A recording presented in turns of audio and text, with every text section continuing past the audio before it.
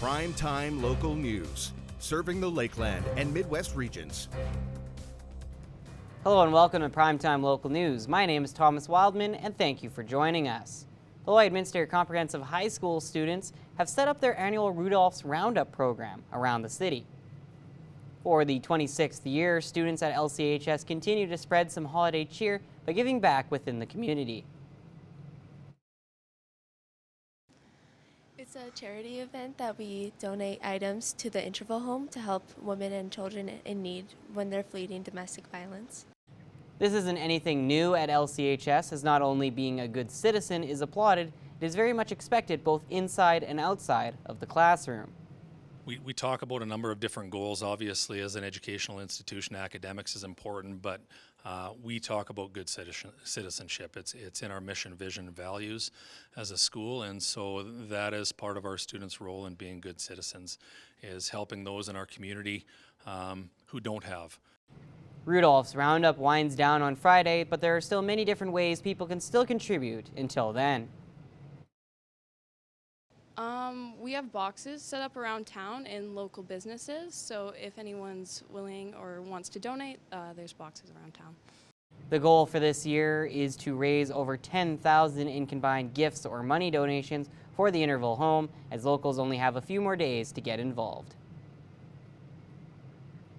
City Council discussed the possibility of adding more public art into the city. Into the Mystic, created by Mick Clausen, was presented to the Public Art Advisory Committee in September of last year. Now the project has been completed and is looking for a home in Lloydminster. Now, how art is not simply just paintings or murals, and Mr. Clausen's brought that to our attention, and then working with other artists in the community, and I think that that's what is really important, is letting other artists know that that program exists and continuing to work. And I appreciate Mr. Clausen and Bases being the quarterback to connecting artists together. The project is anticipated to cost over $20,000, with the recommended site being 53rd Ave and 26th Street in Mesem Park. Working with no profit, as I understand, for the artist. It's simply the love of doing the art and wanting to share it with the community. And I think that's a wonderful idea. And again, art is in the eyes of the beholder, and the more art we can add to the community properly, because we want to be planned. It's part of, we have to maintain the grass around it. This is the city administration knows very well, and things like that. So there's pieces that need to be worked through. The art will return for a final decision at a future council date.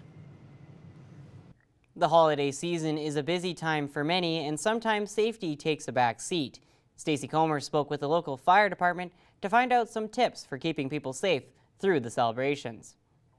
I'm joined today on Primetime Local News by Assistant Fire Chief Christopher Hill from the Lloydminster Fire Department. Christopher, thank you for joining me today. Yeah, thanks for having me. Well, 'tis the season. I know that there's not a lot of snow on the ground, so some people aren't quite in the Christmas spirit, but we want to talk about fire safety at Christmas. And the first thing I'd like to talk about is real Christmas trees. While they look beautiful, sometimes people kind of forget about them and don't water them, and then they become very dry, which can be a fire hazard. So what do you guys recommend when it comes to having a real tree and making sure that it's kept safe, especially if you put lights and things near it? Yeah, for sure. So it is the season that everybody wants to be festive, but we want them to be safe while they're doing that. So always make sure that your tree is watered. Make sure that there is water in there; it's not drying out. Also, when you're using a lot of lights and different decorative materials on your tree, especially if it's electric or you have to plug it in, make sure that it's ULC approved, and you're not buying these things off Amazon or from the dollar store that aren't approved. Because what can happen is they can break down, and they're not approved appliances, and a lot of these things can actually catch fire. So we just want to make sure that everything's ULC approved and that people are using plugins appropriately. You know, don't plug in power bars to power bars. They do have their certain ratings. So just keeping things safe and appropriate. Now, what about candles? A lot of people like to bring out, especially around Christmas time, the festive smelling candles. But as you know, if you leave them burning or forget about them, they can also cause problems too. So what's your advice when it comes to candles? Yeah, we always like to recommend that people start moving away from real candles and start using LED or electric candles. They still give you that kind of atmosphere that you're still using a candle. However, they don't create heat, and they can actually last a lot longer. And then if you are using real candles, we just really want to urge caution with, if you have pets nearby that they can knock them over, don't put them near drapes and windows where a little bit of a wind gust could catch your window curtains on fire as well. And over the holidays, as families are getting together and making meals together, often there's multiple cooks. Sometimes there's people barbecuing or deep frying turkeys outside, and then people cooking inside, which can lead to things like, oh, I forgot to do this, or maybe there's a grease fire happening. So, what do you recommend when people are cooking their holiday meals to make sure that it goes off as planned and it doesn't result in a call to the fire department? Yeah, so cooking fire safety is really important this time of year. So actually, 27% of all of our call volume is cooking related incidents. Unattended cooking is the number one cause of cooking fires, and cooking fires are the number one cause of structure fires in the home. So we really just want to urge caution with residents this time of year. Obviously, it's a good time to have a turkey dinner and a festive holiday dinner with everybody. But a couple slogans that we like to say are "Stand by your pan." Which means, stay in the kitchen while you're cooking. Don't leave it unattended. Set a timer on your phone or, on the stove or something like that. And then hear the beep where you sleep. So we want everybody to have working smoke alarms in their home. Hear the smoke alarms from where you're sleeping. And then also close before you doze. So when you are sleeping, if you close your doors, you can actually buy yourself a lot of time if there ever was a fire. So just a couple important things to remember there. And when it comes to gifts and unwrapping, a lot of times there is wrapping or there's gift bags, but people sometimes who have the real fireplaces will throw the wrapping into the fireplace. I'm guessing that's something that you guys don't recommend. Yeah, so nobody should be burning anything other than Class A clean wood in their fireplace. If it's a gas fireplace, definitely don't put anything in there at all to burn. And then we also recommend if you do have a real fireplace and you're burning real wood, that you do get it cleaned and inspected annually by a certified technician. One thing too, most people obviously will have fire alarms in their homes, but with having guests and different people opening and closing windows and pulling into garages and that sort of thing, how important is it to also have a carbon monoxide detector in your house? Yeah, that's a really good point. So nowadays they have combination alarms as well. So they have CO and smoke alarms. So it's a great way to have kind of an all-in-one instead of installing two different things. But it is really important to have a working CO alarm on every floor of your home. As well. We do respond to quite a few CO calls as well. And we just really want to remind residents as well that if you're unsure, if your alarm's making a weird noise, if you feel weird, if you're unsure about your cooking, if you burnt something, there was a small fire, and you're really just unsure, you guys can always call 911, and we have crews on shift 24/7, 365 to serve the community. And we're always here to help out. All right. Well, thank you so much for your time today. Those are some great tips, and we hope everybody has a safe and happy holiday season. Yes, thank you so much for having me.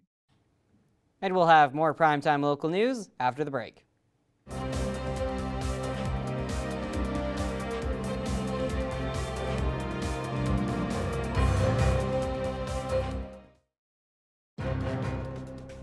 Furniture set and design supplied by Furniture Gallery, downtown Lloydminster.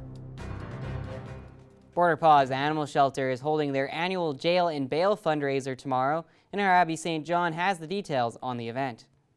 I'm very happy to be joined here by Nikki Hayden with Border Paws Animal Shelter. Again, it is not Pet Project, but tomorrow is one of their biggest fundraisers and most popular, in my opinion, jail and bail. It's been going on for several years, and this is the second year in the new building. Last year, it was in it before it was opened, but now it's fully opened and up operational.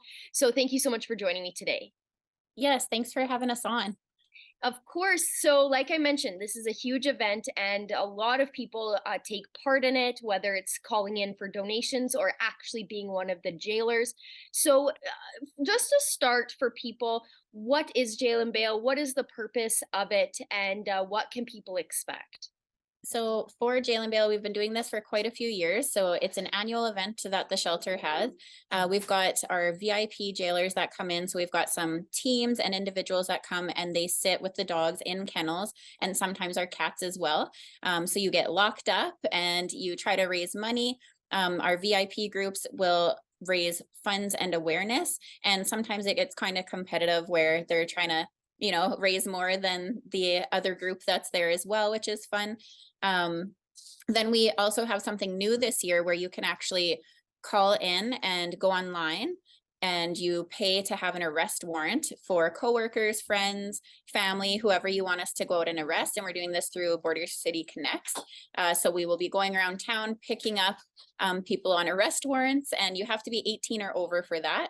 And then we are bringing them back here. So it's a $50 donation to get someone arrested. They can then counter with $50 for immunity to say, you know, here's a donation. And they, if they don't have time to come in and hang out with the animals, or they can come down and try to get their bail of $50 to get released from the kennel.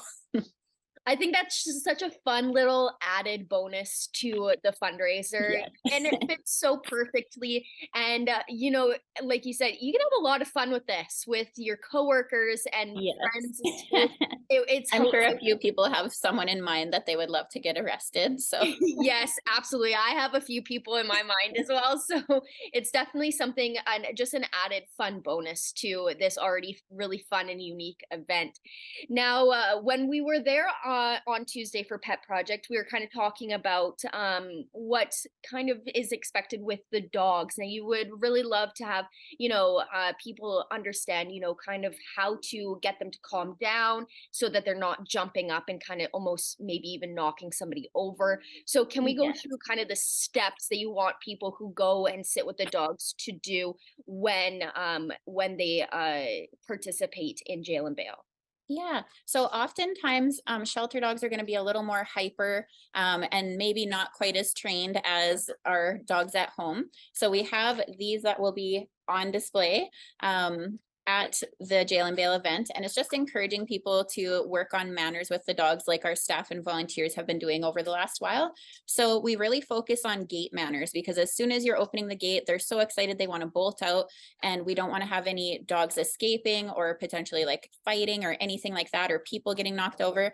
So the best thing you can do is when you're coming up to the kennel to enter, you can ask the dog to sit first, or you can point and tell them to go to a place bed, which is a raised bed inside of their pens. And it just asks them to calm down a little bit, maybe sit or give you some space before you're opening that gate. So I, as a requirement, when I'm walking up to the gate, I ask for a sit or alternate behavior. And then I say, good. And I open the gate and go in quickly, closing the door behind me so that they're not able to get out. The other thing we do is practice getting them to sit before we leave. So usually I'll tell people to position themselves in front of the dog so that they're closest to the gate rather than the dog hovering at the gate and you trying to open it over top of the dog. So ask the dog to give space, back up, go to their place bed or sit, and then work on opening the gate to leave. And if you have one that's maybe a little more excitable, you can ask staff for help exiting the crate or out of the kennel or going in as well. We can help you with that. And we're going to have all of our staff here all day helping out. So don't be afraid to ask for help. Now, jail and bail is not just about the dogs. Yes. People have the option to hang out with the cats as well. How does that, now we'll talk about how that works for people who decide, you know, maybe they want to hang out with the cats instead of a dog, or they're more cat oriented than dog. Yeah, so we have 3 adoptable cat rooms up front now. If you haven't been to the new shelter, it's a much nicer and less stress environment for our cats. So we are really happy about it. There's big wide windows for the cats now. So we have 2 rooms, adoptable cat rooms 1 and 2, that are on the east side of the building when you first walk in. And you can go in and take out 1 cat at a time, hang out with them. Not all of them are friendly with others. So we ask that you only take out 1 at a time to play with. We have toys, there's treats in there. You can play with cat wands, there's scratching posts. So it's a lot of fun in there to hang out with the cats, and you can sit on the chair and cuddle them. Our 3rd room is actually set up like a living room. So there's cat posts, there are chairs you can sit in, and same thing, we've got toys. So if you want to go in and play with them in that room as well, that's totally fine. That sounds awesome. I'm so excited for this event. And just finally, I think you mentioned it at the beginning, but just to end off, for the actual day, how can people donate? Where do they have to go to? Do they have to call in? They're online. How can they donate for jail and bail? Yeah, so everything is going to be online this year, which is awesome. So we have our silent auction items are going to be available online. We're going to have, actually, if you want to purchase an arrest warrant, you just go to lloydminsterspca.com, and right when you get there, it's the first page you'll see. It'll say jail and bail 2023. You can scroll down and click jail and bail and click purchase arrest warrant, and then you can choose how many you're buying and for what specific time you're requesting the arrest, or person's name and address and everything. And again, they have to be over 18 if they're getting arrested. But yeah, everything is online. And then our silent auction items are going to be available at the shelter for viewing in person. So if you want to check something out before you bid on it, you can definitely do that. And then we have a few big ticket items up for raffle as well. Awesome. Well, thank you so much for joining me, and I wish you the best of luck for Jail and Bail. It is such a Thank fun you so event, much. and I'm glad that you guys are still able to do it year after year. So thank you and good luck. Awesome, thanks. Entries are now open for the third edition of Cattlemen's Call, hosted by the Lloydex, which promises to be a fantastic networking event for all members of the cattle community in the Lakeland area. Today I'm joined by Graydon Kay, the chairman of Cattlemen's Call, and he is here today to talk about the event, which will be beginning early in the new year, and entries are open for this great event. And so thank you so much for being with me today, Graydon. Thanks for having me, Thomas. And so the Cattlemen's Call is now in its third year of operating. For those who have not attended the show before or are completely unaware of the show, what exactly happens at the Cattlemen's Call each year so far? Yeah, so this whole event came to be, we felt that there was a need for a trade show networking type event for the purebred cattlemen as well as the commercial cattlemen. So the whole goal is to bring bull buyers and bull sellers together in the same building, in a low stress networking type atmosphere. And so, Graydon, you mentioned how important it was to bridge that gap between purebred and commercial breeders. So what kind of different shows are going to be happening at Cattlemen's Call, which are a little bit different than more traditional shows like Lloydminster Stockade? There's three parts to our show. We have the halter divisions. Of course, that's cattle that are shown on halter in the ring. We also have a pen show portion where we invite groups of 2 and groups of 3 bulls, as well as pens of 3 purebred heifers and commercial heifers. Then we also have a trade show portion, and it's a little bit different than your traditional trade show. We also invite cattle producers to enter a booth in that as well. And if they don't want to bring cattle to the show, they can bring some promotional materials and some videos and pictures and so forth, and still exhibit their program, but just without live cattle. And so each year you guys have introduced new events every year, such as the Exhibitor Social and various other events throughout the weekend. So are there any new events happening at this year's edition of Cattlemen's Call? Yeah, so much like last year, we'll have the halter show as well as the pen show. An interesting addition we're doing this year is the acceptance of percentage cattle into both of those shows. So those cattle still do have to be registered with their respective breed association, but they can carry a percentage status instead of a purebred. That was kind of some feedback we received from industry last year. So I think now with the addition of those percentage classes, we kind of encompass just about every program. So regardless of what your breeding program is, I feel that we really do have a class for you to partake in. Like you mentioned, we're also doing our Friday night social. That's called the Bull Session Social, and it's a complimentary appetizer evening, and it takes place right in the heart of the trade show, right beside the ring. So for all those trade show vendors and exhibitors, there's lots of people hanging around there and mingling and enjoying those appetizers, and it was certainly a hit last year. And finally, Graydon, if people are interested in being an exhibitor, whether it's in the trade show or with cattle, where do they go to find out more information and enter, as entries are open now? Entries are open right now, and they'll stay open up until January 5th. And to find that entry package, as well as the link to complete your entries, you can go onto the Lloydex website. You'll find it there in the Cattlemen's Call section. And then, of course, if anybody has any more specific questions, they can always contact the exhibition directly. And then I'm always available as well to assist in any way.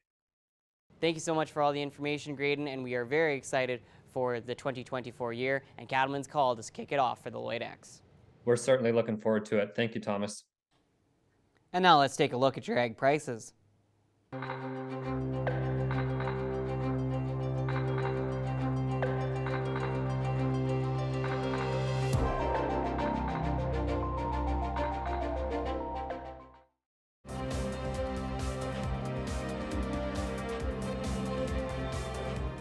Thank you for watching Primetime Local News. My name is Thomas Wildman, and have a wonderful day, and go Bandits!